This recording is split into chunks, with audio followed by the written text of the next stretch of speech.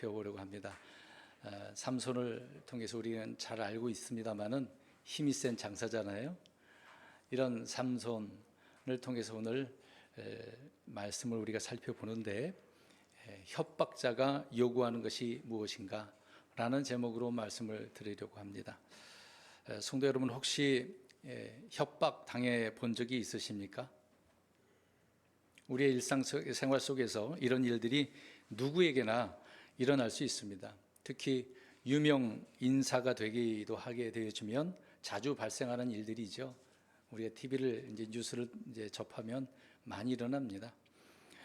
이 협박이라는 말은 국어사전에 찾아보니까 겁을 주며 압력을 가하여 남에게 억지로 이런 일을 하도록 하는 것이다라고 나옵니다. 또 형법에서는 상대에게 공포심을 일으키기 위해서 생명이나 신체나 어떤 자유나 명예 또는 재산 따위에 해를 가할 것을 통고하는 거다라고 나옵니다. 그러니까 뭔가 흔히 돈 뜯어내기 위해서 협박하는 경우도 많이 있죠. 이런 협박이라고 하는 것은 때로는 말로 하기도 합니다. 먼저 대부분 말로 하잖아요.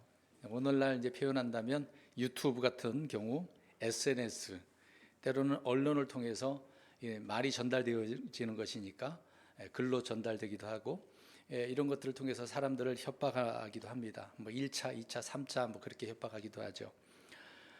이런 협박하는 사람들은 스토커처럼 쫓아다니면서 방해합니다. 때로는 막 화내잖아요. 분노하는 모습을 보이기도 하고, 또 이런 모습을 통해서 협박하기도 하는 것입니다. 실제로 위협을 주다가 뜻대로 안 되게 되어지면 살인을 하는 경우도 있습니다. 사람을 죽이죠. 일종의 동네 양아치처럼 깡패 수준의 그런 협박을 많이 하는 경우를 봅니다.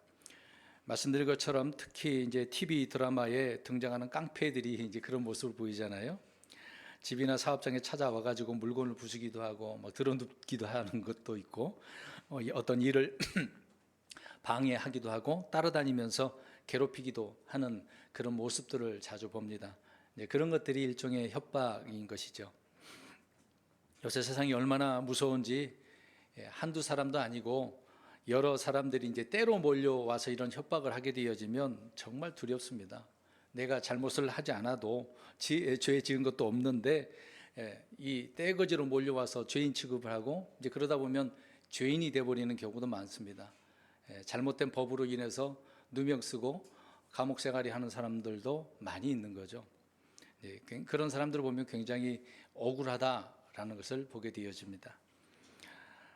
오늘 우리 성도님들에게 그래서 이 협박에 대해서 말씀을 드리려고 하는데, 그렇다고 해서 제가 연예인이 어떻다, 스포츠 선수가 어떻다, 정치인이나 어떤 유명 인사들을 그들이 받는 협박을 이야기하려고 하는 것은 아닙니다.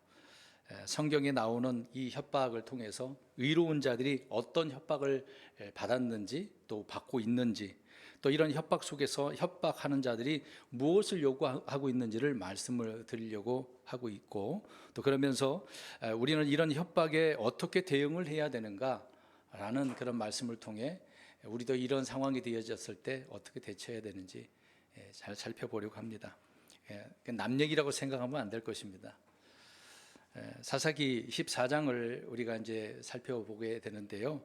1절을 보게 되어지면 그냥 눈으로 보셔도 좋을 것 같습니다. 읽지는 않을 것인데, 우리가 보게 되어지면 놀라운 사실이 기록되어져 있잖아요. 삼손의 그 행위를 보게 되어지고, 그 전에는 삼손이 어떻게 태어났는지를 이야기하고 나사렛 사람으로 길러진 것을 이야기하면서 본격적으로 활동하기에 앞서서 어떤 일을 첫 발을 딛는 그런 내용을 기록을 하고 있는데, 그 삼손의 행위를 말씀을 하고 있습니다.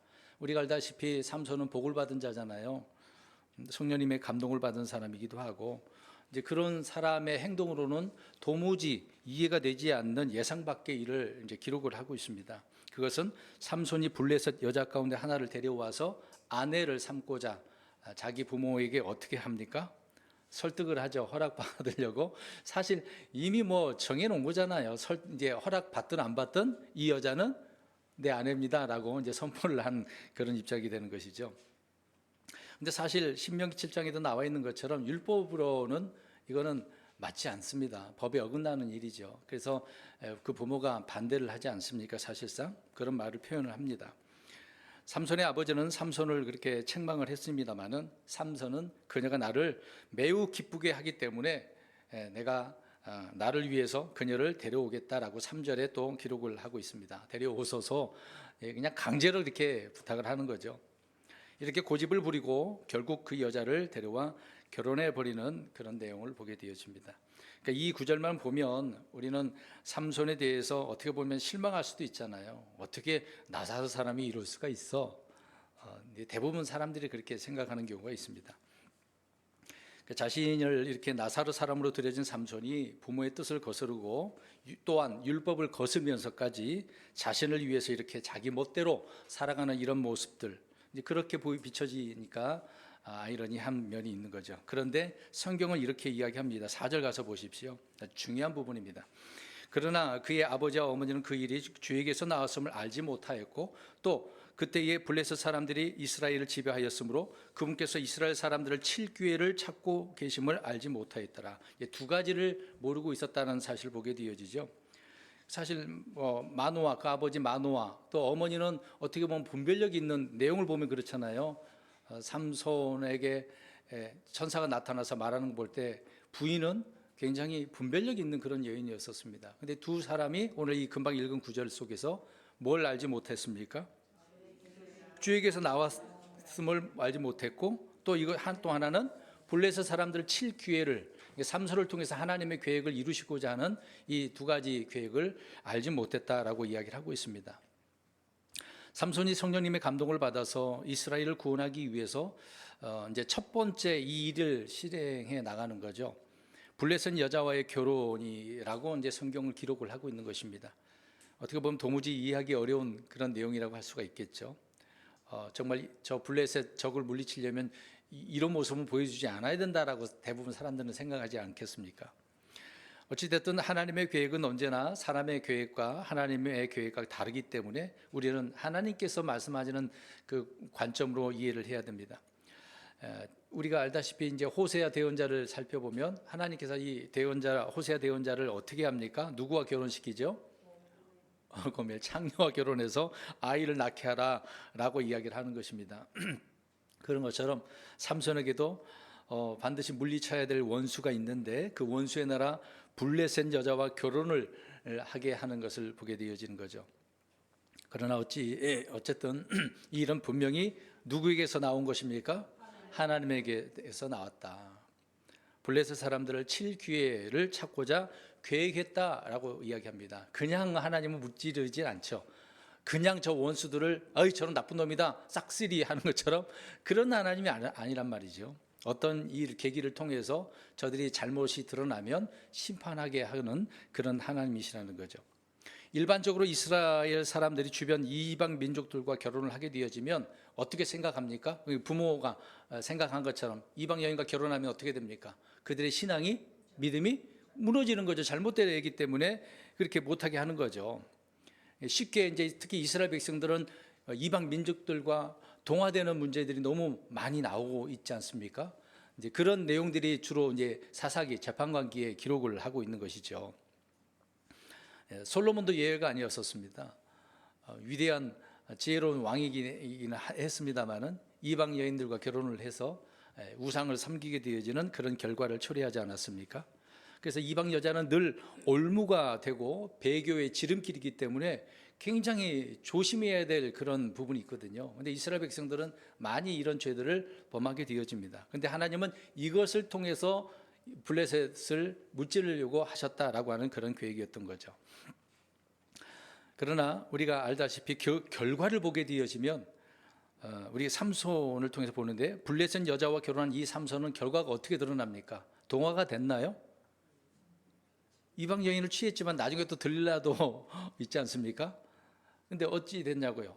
삼손의 믿음이, 신앙이, 또 하나님께서 삼손을 통해서 일하고자 하는 그 과업이 실패로 끝났나요? 전혀 그러지 않았다는 얘기죠. 동화되거나 연합하게 된 것이 아니라 도리어 이방 여자를 매개로 그들을 모두 멸해버리게 되어지는 그런 놀라운 일을 하게 되어지는 거죠. 삼손은 블레셋 여자와 결혼을 했지만 그들과 동화되기는 고사하고 사사건건 그들을 계속해서 괴롭히고 멸하는 장면들이 나오게 되어집니다. 그러니까 이것은 삼손이 이스라엘 백성들을 구원하는 구원자로서의 임무를 수행했다는 거죠.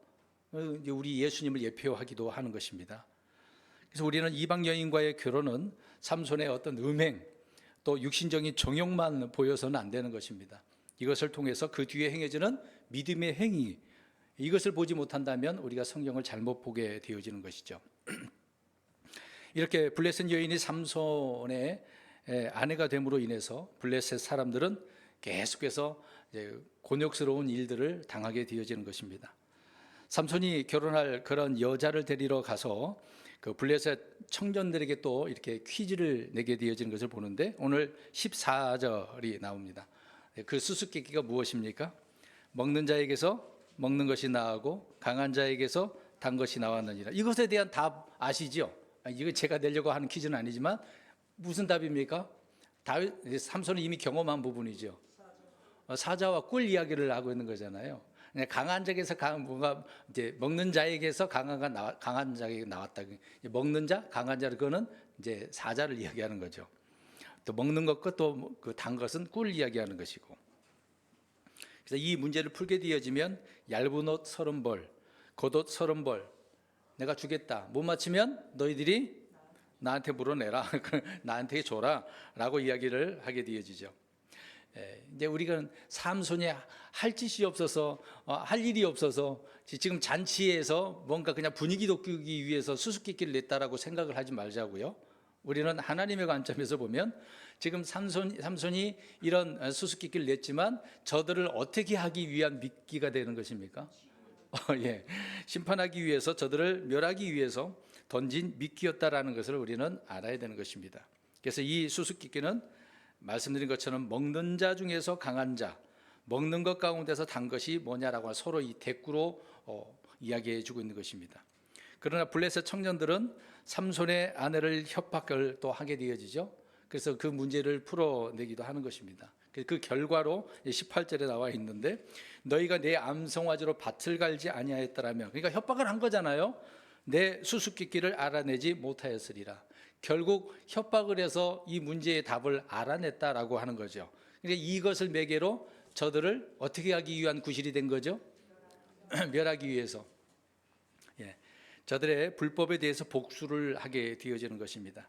이로 인해서 블레셋 사람 30명이 죽게 되어지죠. 그래서 본격적으로 삼손은 블레셋의 그 사람들을 그들을 물리치는 것을 보게 되어집니다. 그러니까 하나님의 영은 그때마다 또 삼손에게 임하셔가지고 감동을 주셨죠. 임하게 함으로 인해서 강한 힘을 더 발휘하게 되고 블레셋을 치게 되었다라고 하는 내용들이 그 뒤에도 계속 기록을 하고 있는 것입니다. 삼손은 자기 아내로 삼은 블레셋 여자를 문제로, 그러니까 그 여자의 문제를 빌미로 해서 마음대로 블레셋 사람들을 유린한 장면들을 보게 되어지죠.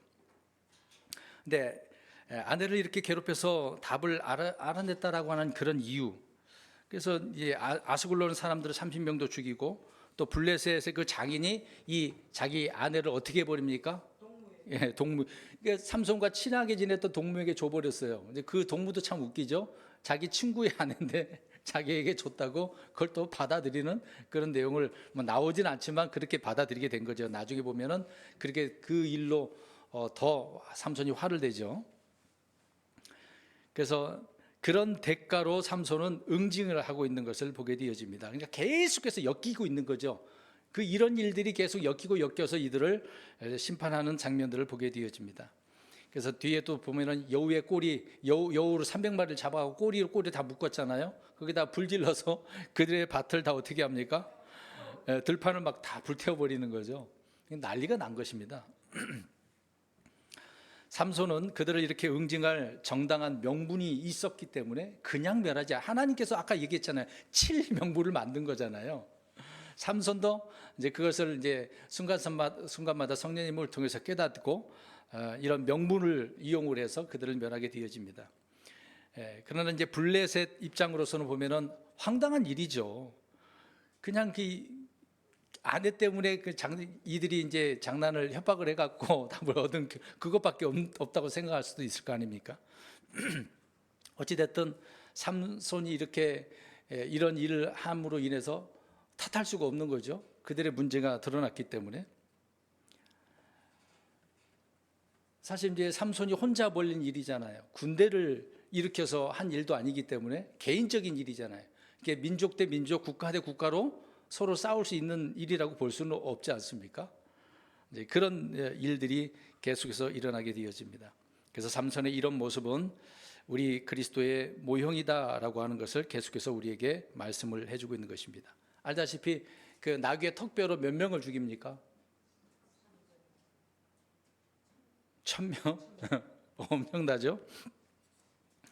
그러니까 하나님께서 말씀하신 대로 삼손은 이스라엘을 계속해서 건져내고 있는 것을 봅니다. 그러니까 앞에만 보면은 삼손이 타락한 것처럼 보이잖아요. 근데 계속해서 하나님의 일을 하고 있는 것을 보고 있는 거죠. 그러니까 이것을 보면 하나님께서는 때로 사람들의 이렇게 연약함, 어떤 무지와 어리석음을 그대로 사용한 것을 보게 되어집니다. 인간적인 면으로는 우리가 그렇게 보지만 하나님은 그것까지라도 사용을 하셔서 하나님의 계획을 이루어 가신다라고 하는 것이죠. 그래서 이런 사건을 통해서 우리는 삼손의 잘못이나 어떤 육신의 정욕, 음행을 우리가 뭐 변호해서는 안 되겠죠. 그걸 합리화시켜서도 안 되는 것입니다. 또 뒤에 아까도 언급한 것처럼 들릴라가 또 나오죠. 이 여인도 블레셋 여인입니다. 자신의 힘의 비밀을 자꾸 캐내죠. 이 여인도 역시 삼손에게 다가가가지고 협박을 하잖아요. 그 내용을 좀 알려달라고. 블레셋 사람들도 요청을 한 바가 또 있습니다.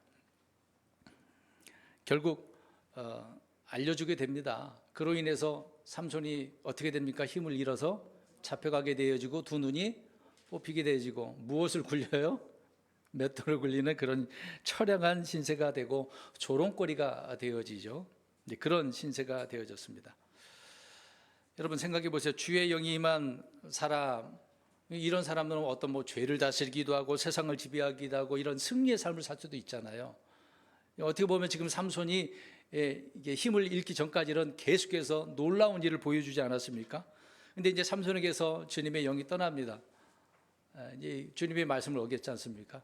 이제 그런 즉시로 힘을 잃게 되어지고 오히려 원수들의 종이 되고 속박되어지는 그런 모습을 보여주고 있지 않습니까? 중요한 부분이라고 생각합니다.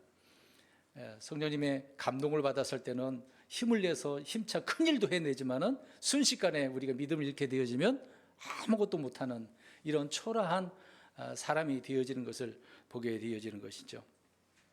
그러나 끝에 보면 삼손은 힘을 하나님 앞에 다시 구해서 살아있을 때보다 죽어서 죽인 자들이 더 많았다라고 하게 되어지죠. 어찌됐든 이런 결과를 보면 삼손은 하나님의 일을 한 거예요, 안 한 거예요?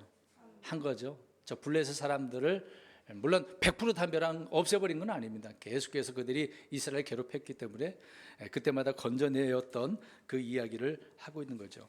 자, 지금까지 삼손의 일대기를 말씀을 드렸는데 그래서 이제 퀴즈 내겠습니다. 잘 대답을 해보십시오. 지금 첫 번째 이 블레셋 여자죠. 나중에 들릴라를 말하는 게 아니라 블레셋 사람들이 삼손이 이렇게 수수께끼를 내었을 때 이들이 삼손의 아내를 협박한 날이 언젠가라고 성경은 말을 하고 있는지 답을 해보시기 바랍니다. 언제일까요? 문제 잘 대답을 하셔야 됩니다. 뒤에 내용을 보면 약간 애매한 그런 내용이 있거든요. 자, 계속해서 그냥 들어보십시오. 사실 삼손의 아내가 삼손에게 답을 요구한 것은 언제부터였는지를 우리가 알아야 됩니다. 그 뒤에 내용들이 나와 있는데 사사기 14장을 계속해서 읽다 보면 그 내용의 흐름에 약간 이게 뭐지? 헷갈릴 수 있다라고 보여지게 되는 것이거든요. 잔치는 지금 며칠 동안 할까요? 7일 동안이에요. 근데 수수께끼는 언제 낸 것입니까? 첫째 날 이제 수수께끼를 냈거든요. 그래서 내기를 걸었고, 근데 시간이 지났어요. 이게 3일이 되었는데도 이들이 답을 알아냅니까? 못 알아내고 있는 상황이잖아요. 아무튼 일의 기간 동안에 이 친구들은 잔치를 계속 열고 있는 그런 상황 속에서 그 7일의 여유가 있습니다만은 3일이 지났는데도 풀지 못했다라고 14절에 이야기를 하고 있습니다. 그런데 7일째 되는 날까지라도 답을 구했어요, 못 구했어요? 못 구했다고 이야기하고 있는 거죠. 그때 협박했다라고 15절에 나옵니다. 삼손의 아내를 협박을 해서 삼손에게 답을 얻도록 빨리 답 알아내라고 이야기를 하죠. 이에 삼손의 아내는 협박에 굴복해서 삼손에게 답을 달라고 요구를 합니다. 이런 내용을 보자고요. 근데 문제 이제 여기에 있습니다. 17절 보십시오. 삼손의 아내는 협박받은 7째 날이 아니라 그들이 계속 잔치할 때에 그녀가 이래 동안 울면서 삼손에게 괴롭히면서 이거를 답을 달라고 하고 있는 내용이 나와 있거든요. 그러면 잘 보세요. 친구들은 7째 날이 아니라 첫째 날부터 아내를 협박한 것처럼 보이지 않아요? 그렇지 않습니까? 삼손의 아내는 7째 날 하루만 삼손을 괴롭힌 것입니까? 아니면 7일 동안 계속해서 괴롭혔다고 나오거든요. 그럼 언제냐고요? 첫째 날이에요? 7째 날이에요? 그래서 답을 잘해야 돼요. 정확하세요? 이제 틀리면 이제 삼손처럼 저하고 한번 해보자고요. 옷 30벌.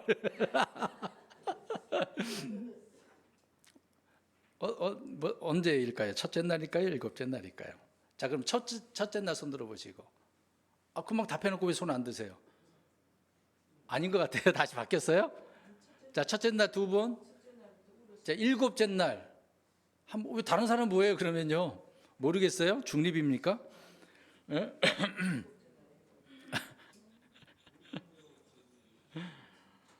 애매하죠. 성경을 잘 그래서 우리가 읽어야 됩니다. 근데 우리는 쉽게 알 수 있는 사실을 볼 수 있죠.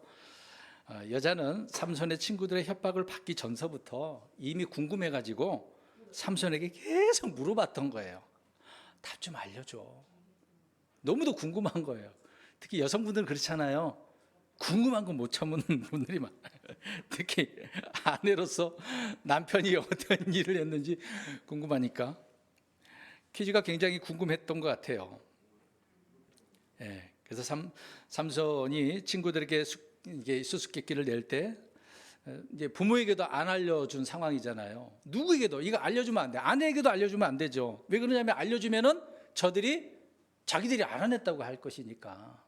그렇게 고집필 거 아니에요. 악한 사람들은 항상 그러지 않겠어요. 그러니까 보안을 철저히 지켰는데 계속해서 알려달라고 우기고 있는 거예요. 이제 삼손의 아내는 그런 상황이란 말입니다. 그런데 지금 동무들은 계속해서 모르고 있고 7째 날 이제 답답한 거예요. 누가 답답한 거예요? 자기들이 이걸 못 맞히면 어떻게 해야 되니까? 옷을 줘야 되니까. 막 압박이 오는 상황이잖아요. 어쨌든 삼손의 아내는 남편이 문제를 낸 그날부터 답을 알고자 남편을 졸랐고, 그러던 차에 친구들은 몰랐기 때문에 답을 구해오라고 협박을 가합니다. 그 협박한 날이 7째 날이에요. 이제 정확한 답을 아시겠습니까? 아까 첫째 날이라고 하시면 답을 소리를 내서 말씀하셨는데, 네.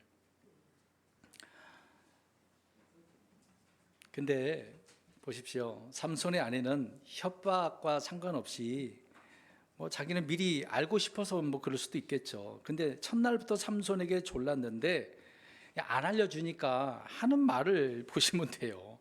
14장 16절 눈으로 한번 보십시오. 일단 그러니까 이것은 이제 죄인들이 항상 자기 욕심을 낼 때 그런 말들을 사용하는 내용을 볼 수가 있습니다. 어떤 공격할 수 있는 그런 말로 누구를 협박하는지 보겠습니다. 14장 16절을 읽어보겠습니다. 시작.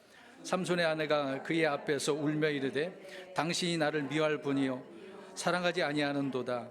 당신이 내 백성의 아이들에게 수수께끼를 내고는 그것을 내게 알려주지 아니하였도다.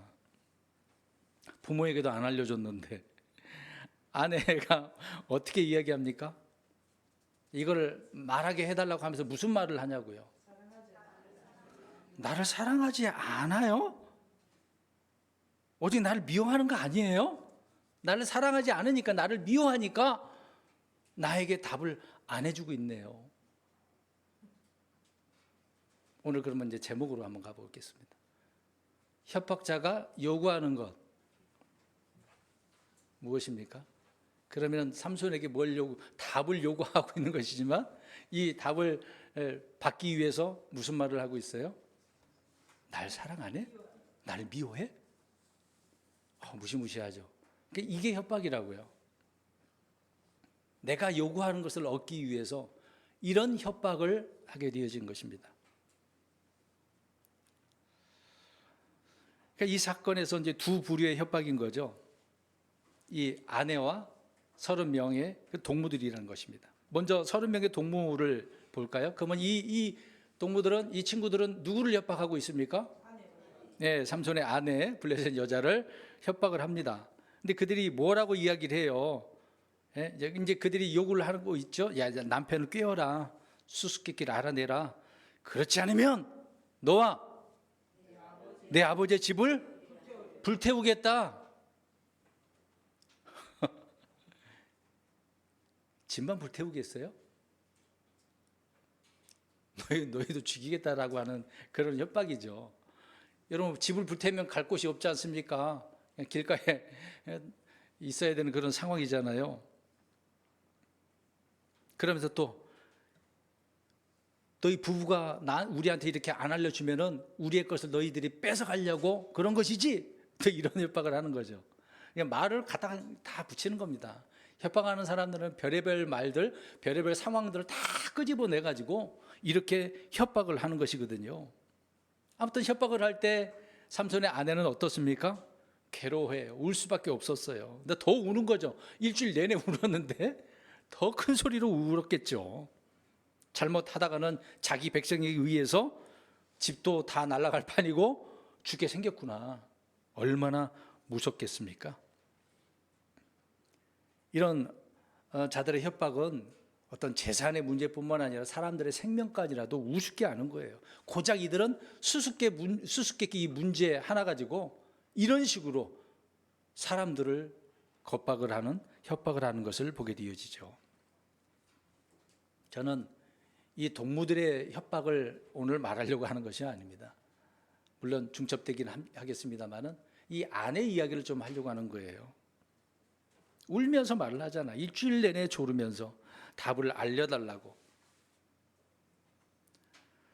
사악한 자들은 생명과 어떤 재산적인 그런 협박을 하지만 아내이기도 하고 또 형제이기도 하고 가족들 가운데 이런 협박을 하는 그런 것들을 보면은 놀랍지 않잖아요. 특히 아내인 이 여자가 하는 협박을 보세요. 나를 사랑하지 않는다. 나를 미워한다. 이런 말들로 계속 협박을 하면 당해낼 사람이 어디 있겠습니까? 사람을 달달 볶는 이런 협박에 삼손은 결국 어떻게 됐어요? 말했어요. 무너져 버렸습니다. 동무들이 아니면 블레셋 사람들이 나를 협박하는 것은 문제가 되지 않는데 더 큰 문제는 내 옆에 이제 아내라고 하잖아요. 아내. 가족이지 않습니까?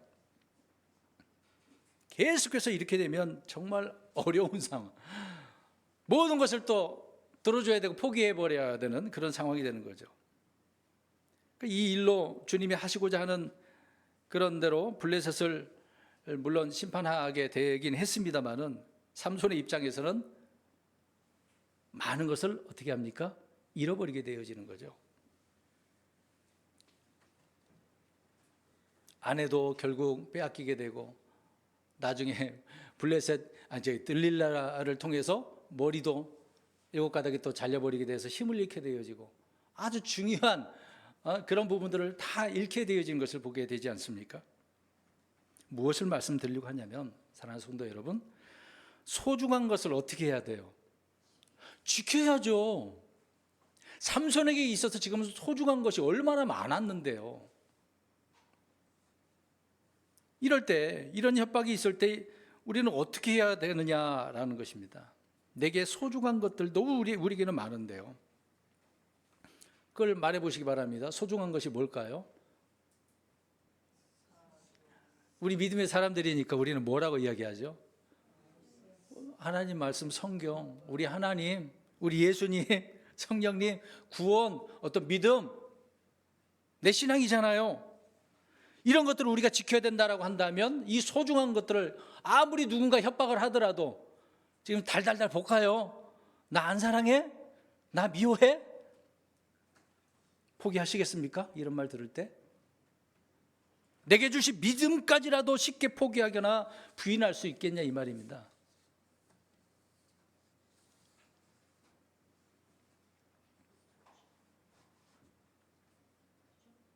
베드로가 끌려가고 있어요. 어떤 여자아이를 통해서 야 너도 같이 다니는 사람 아니었냐? 몇 번이나 부인해요? 우리 잘 알고 있는데요. 주님 앞에서는 다른 사람 다 부인해도 난 부인하지 않겠다라고 그렇게 해놓고서 뭐가 두려워서요? 사람이 두려워서 죽을까 봐. 생명이. 그 여자가 너도 그 사람이잖아. 그럼 같이 이 말한 것은 뭐예요? 예수님 잡혀갔으니까 이 사람도 같은 무리니까 잡아야 된다라고 하는 이야기잖아요. 얼마나 무서웠겠어요? 여러분, 이렇게 협박은 반드시 무엇인가를 요구합니다. 그냥 협박하는 게 아니에요. 뭔가 요구하는 겁니다. 협박자들이 원하는 대로 내어주게 되어지면 하나님께서 오늘 우리를 물론 책망하시겠습니다만은 이 협박자들은 오히려 어떻게 할까요? 잘했어. 그걸로 끝날까요? 오히려 조롱합니다. 그리고 이제 자기들이 길들였다라고 생각을 하겠죠. 우리 손바닥에 있어. 이제 그런 의미로 사람들을 이제 취급하게 될 것입니다.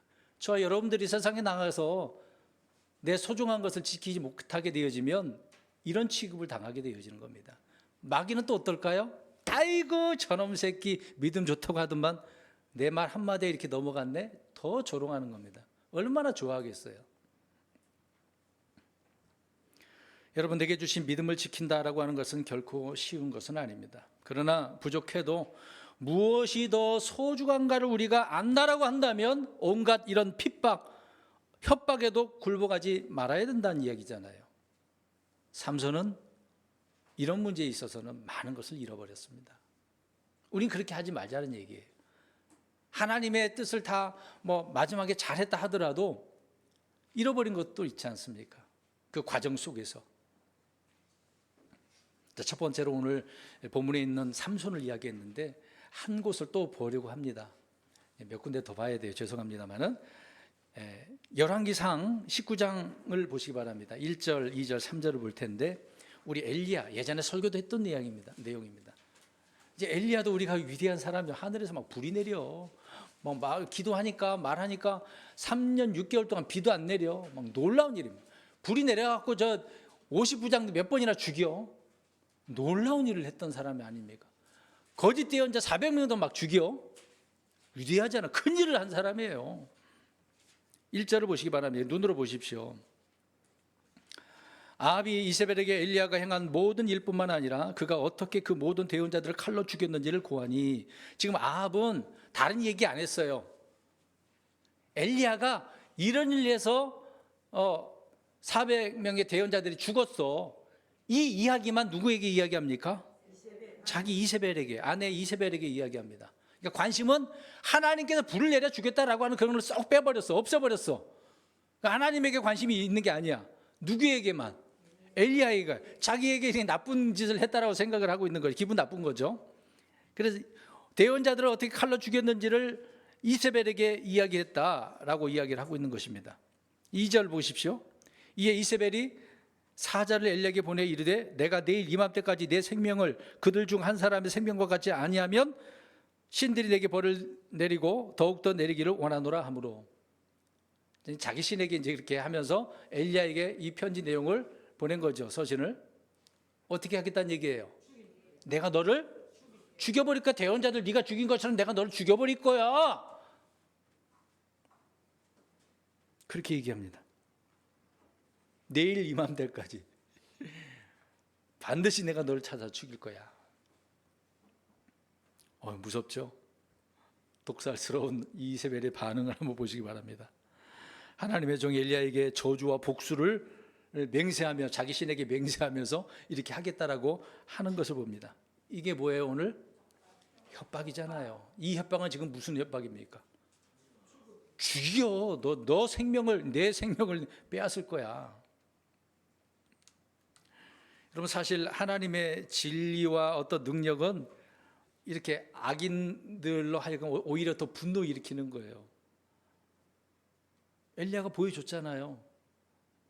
400명 죽이고 비도 안 내리기도 하고 막 그런 상황 아닙니까? 자, 이런 일을 악인들은, 불신자들은 어떻게 여기는 거예요? 오히려 더 하나님에 대해서 분노한다니까? 싫어한다고요.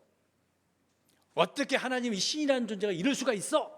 왜 가만히 계시는 거야? 하나님이라면 저 나쁜 놈들 다 죽여야 되는 거 아니야? 저 조두순 왜 가만 놔둬? 여러 번 얘기했잖아요 이거. 도무지 믿음의 사람들도 이런 내용을 이해를 못하는 거죠. 오히려 더 분노하는 사람들 많습니다.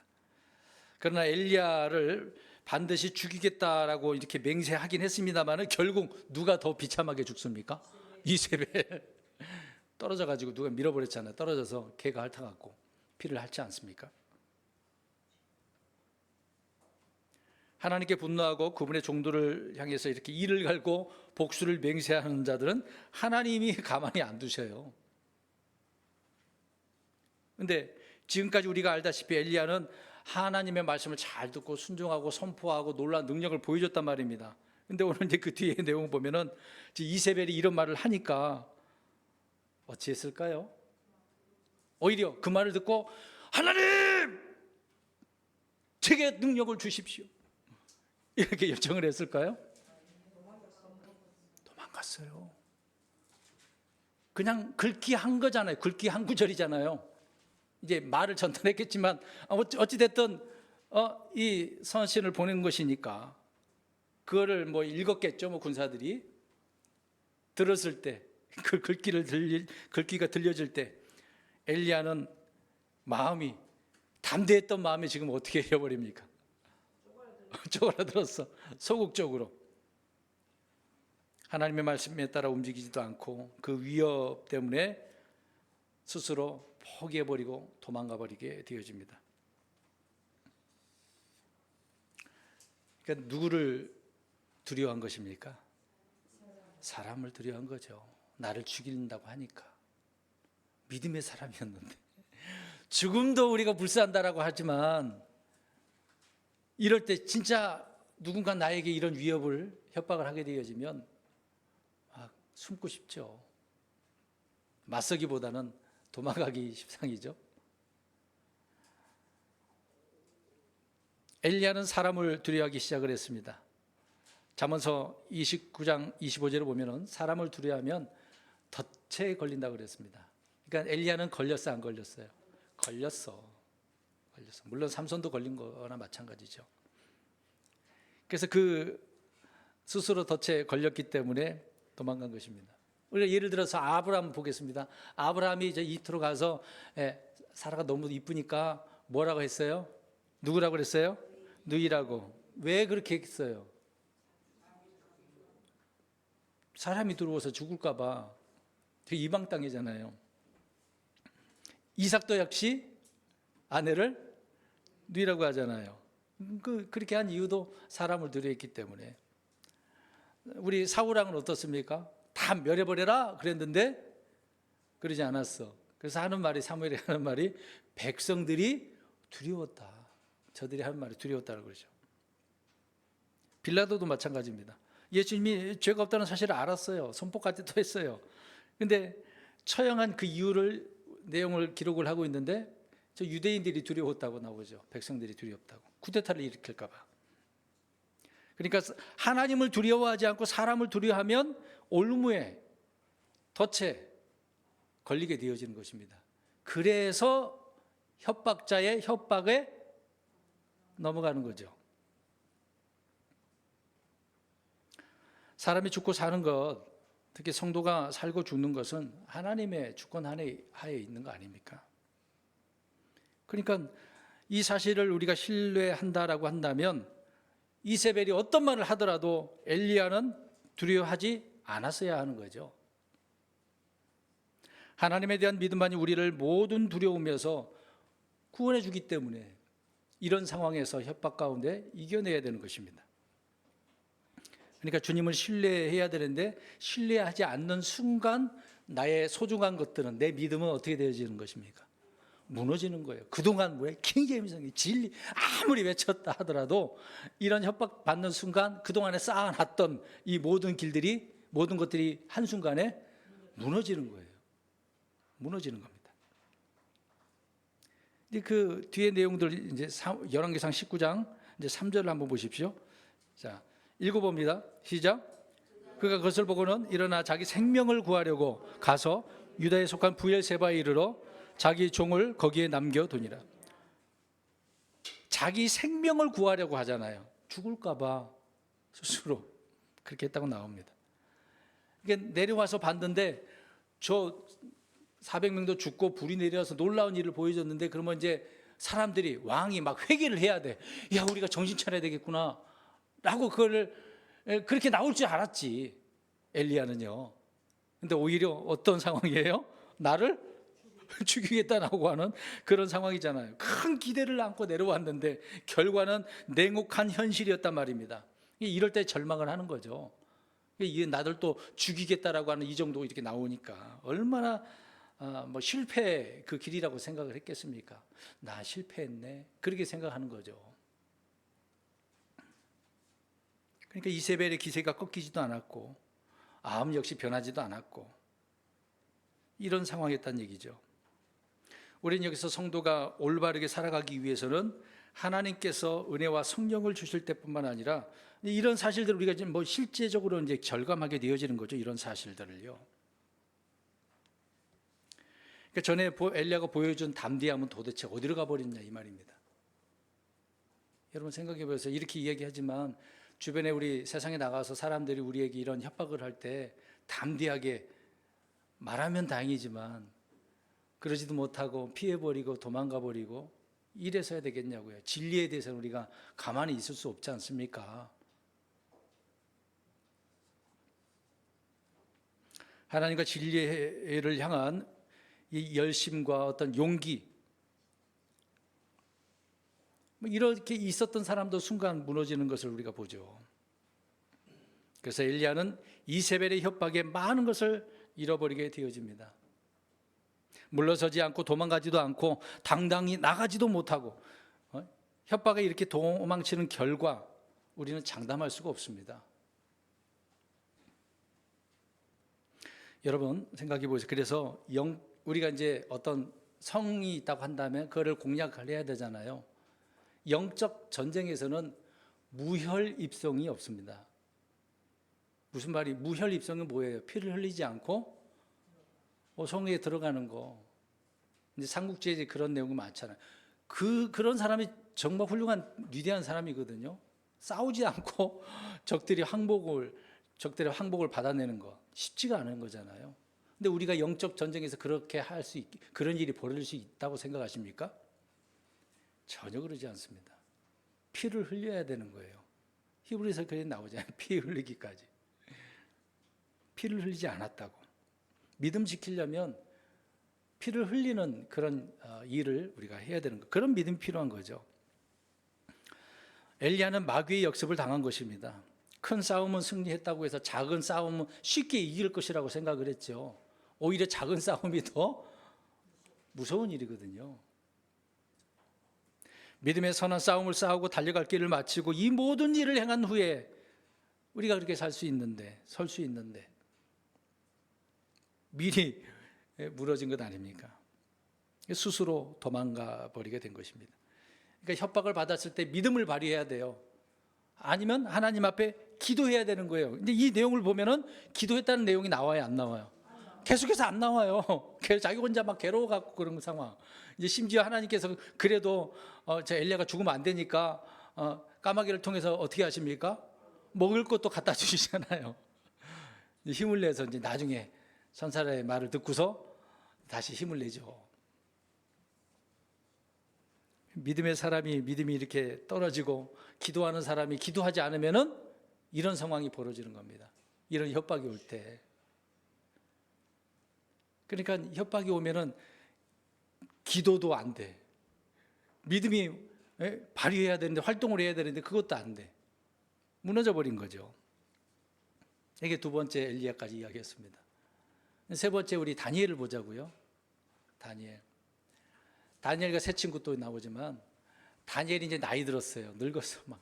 너무 이제 나이가 들어서 더 이상 어떤 나라의 일을 할 수 없는 상황인데도 불구하고 너무도 잘하니까 그때도 또 어떤 일을 맡겼어요. 왕이 바뀌었는데, 그랬는데 다니엘이 너무도 잘해. 그러니까 다른 신하들이 어때요? 다니엘이 너무 잘하니까 질투하고 시기 질투하는 거죠. 이놈 가만두면 안 되겠다. 다니엘은 흠이 없어. 아무리 책 잡으려고 해도 그렇게 안 돼. 가만 보니까 한 가지 딱 보여. 매일 뭘 해요? 기도하네. 그것도 하루에 3번씩. 잘 됐다. 이제 기도하지 못하도록 법을 만든 거죠. 법을 만들었습니다. 그러니까 어찌됐든 다니엘의 주변에는 계속해서 다니엘을 죽이려고 하는 음모와 치밀하게 이 계획된 일들이 벌어지고 있는 사실을 보게 되어집니다. 그래서 걸렸어요. 기도한 죄로 걸려 들어갔습니다. 어디로 들어갔어요? 사자굴에. 근데 들어갔는데 어떻습니까? 사자가 건드리지도 않네. 사자 입을 주님께서 어떻게 했습니까? 봉해버리셨어요.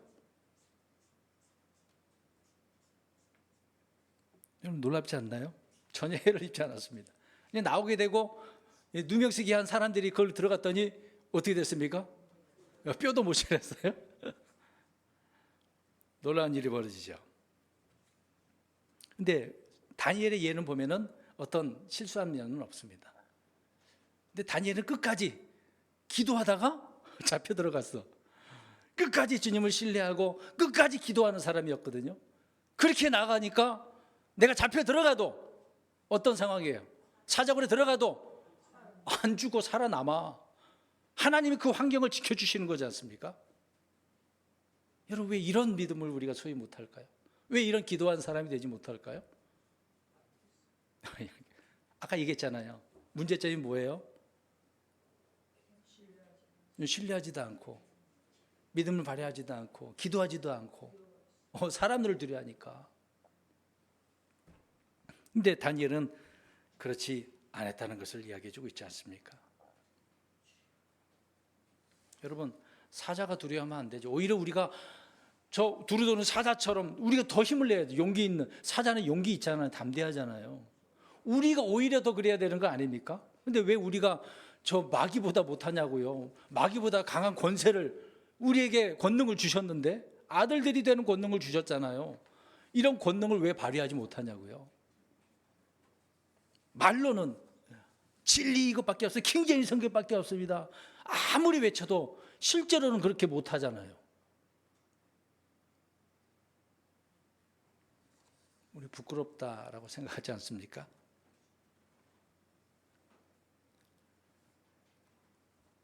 우리 자신이 사자처럼 담대해야 됩니다.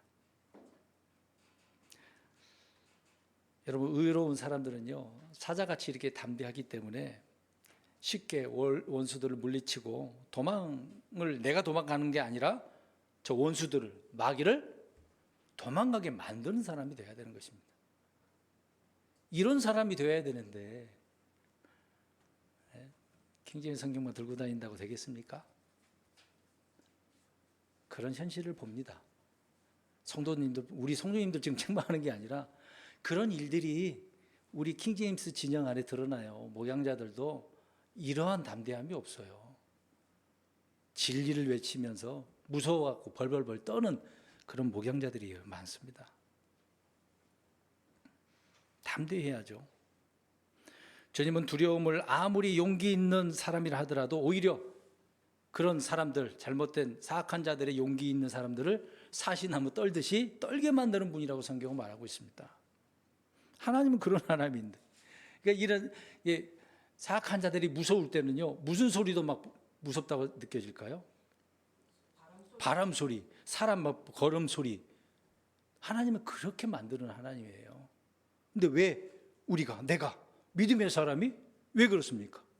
지금 협박하는 자들이 계속해서 요구하는 것들이 많이 있지만 아무리 요구해봤자 내 소중한 것을 우리는 빼앗길 수는 없지 않겠습니까?